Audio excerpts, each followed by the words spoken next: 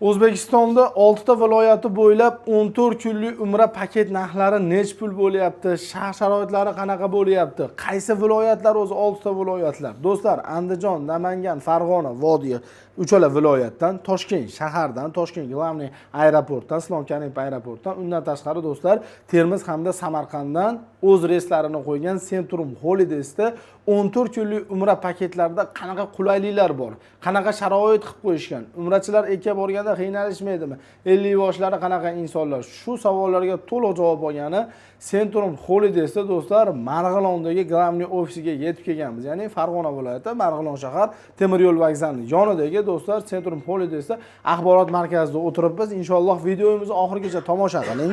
Bir dona like tugmasini bosib, omad deb kommentariyaga yozib qo'ysangiz, inshaalloh do'stlar bizni qo'llab-quvvatlagan bo'lasizlar, ko'proq inson ko'rishiga sababchi bo'lasizlar.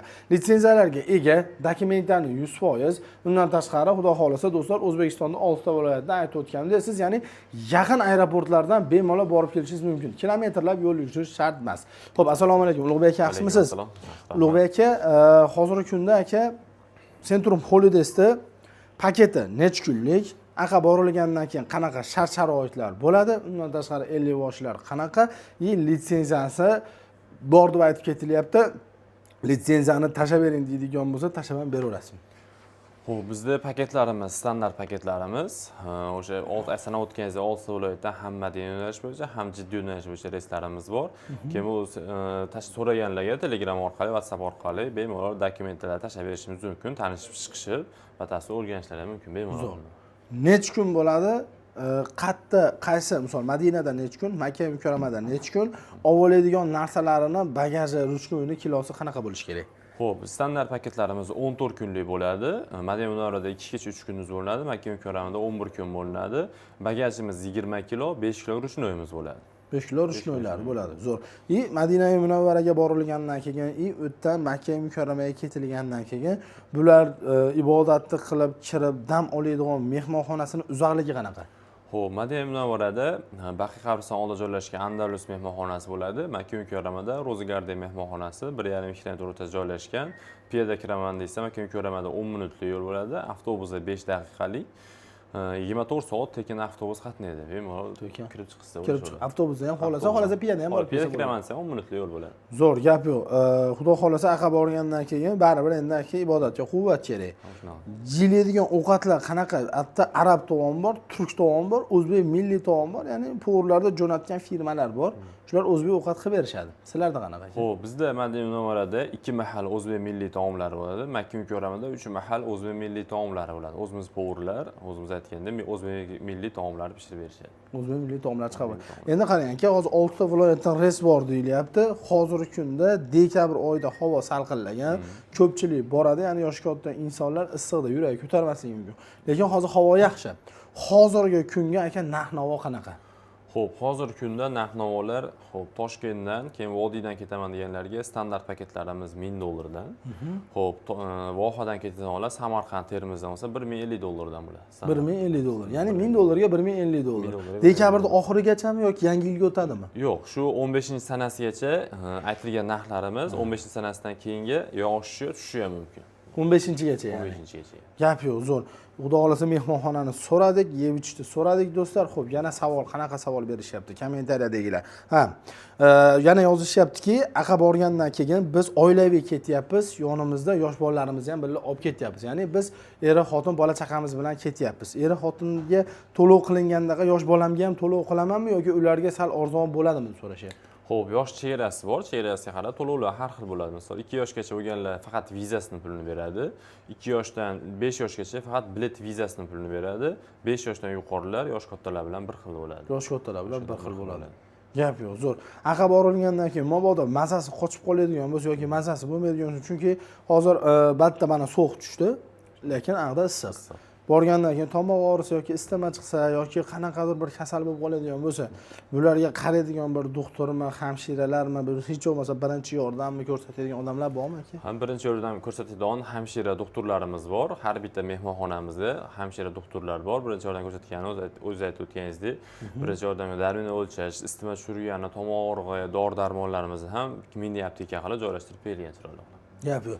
Yosh kattalarga aravachalar qanaqa bo'lyapti? Chunki hamma ham aka, yosh katta ham bo'ladigan bo'lsa, 14 kun misol haramga qatnayman desa, 14 kun yurib bera olmaydi-da, to'g'risi. Yosh kattalar oyog'i og'riydi, beli og'riydi.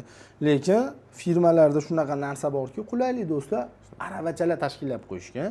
Ya'ni qanaqa o'sha kuni onangiz yoki otangiz oyog'i yoki beli og'riyotgan bo'lsa, aravachaga o'tirgizib, haramga yetalab olib ketsangiz bo'laveradi. Bu besplatniy narsa bo'ladi. Borasizlarmi? Shu aravacha xizmatlarini tashkillashtirib berganmiz, aravachalarimiz bor. Lekin yo'q, постоянный aravachada yuradigan yosh katta ota-onamiz bo'ladigan bo'lsa, o'zlari bilan aravachalarni olsalar, yerda odam ko'p, aravachada ochirib kutmasdan bemalol haramga 24 soat borib kelib o'zlariga yurishlari mumkin. Hamma kelganda urmaydi. Bagajga kiloga ham urmaydi, bemalol olib chiqib ketishlari mumkin. Gap yo'q, zo'r. Aravachalarni.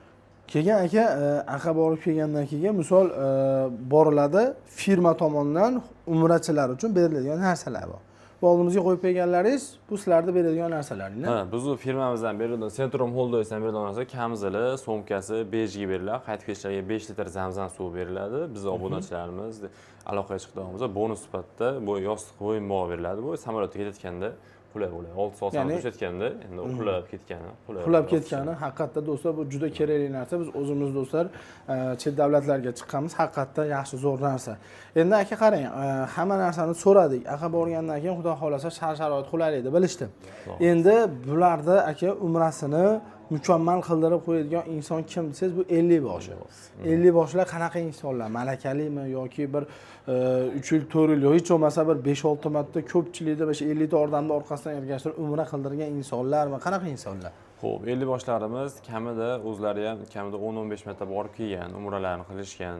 Keyin kamida 2 yildan 5 yilgacha tajribali ega, keyin har bitta reysimizda, keyin diniy qo'mitamizdan 50 bosh tayyorlab berilyapti. Unga qo'shimchasiga, bizda 50 boshlarimiz qo'shimchasiga o'sha 50 boshlarimiz billa borib, billa kelishib, 14 kun davomida aytib o'tganimizdek umralarni, ziyoratlarini, qo'shimcha sayohatlarini qildirib, billa uchib qaytib kelishadi. Deyarli 90% 50 bosh billa borib, billa kelyapti. 10%imizni uni ham borib aytib ketish kerak. 50 boshlarimiz ulgurmay qolsa, erta o'zlari kutib olib, 14 kun davomida постоянно billa yurishib, aytganimizdek umralar, ziyoratlarni, sayohatlarni qildirib, aeroportdan uchirib yuborishadi. Zo'r, gap yo'q. Joylarda qanaqa qilib brond qilamiz aka? Misol hozir bizni vodiydan, vohadan, qolgan qo'shni davlatlardan kechaga bundan oldingi chiqargan videomizga tojikistonlik bir akamiz yozgan ekan. Tojikistondanmiz. Biz qanaqa qilib joy brond qilsak bo'ladi deb kommentariyada yozilgan. Bundan oldingi videoga kirsalaring do'stlar, ko'rasizlar. Tojikistondan yozilgan kommentariyasida o'zi yozib qo'ygan. Buni ko'rib olsalaringdan bo'laveradi.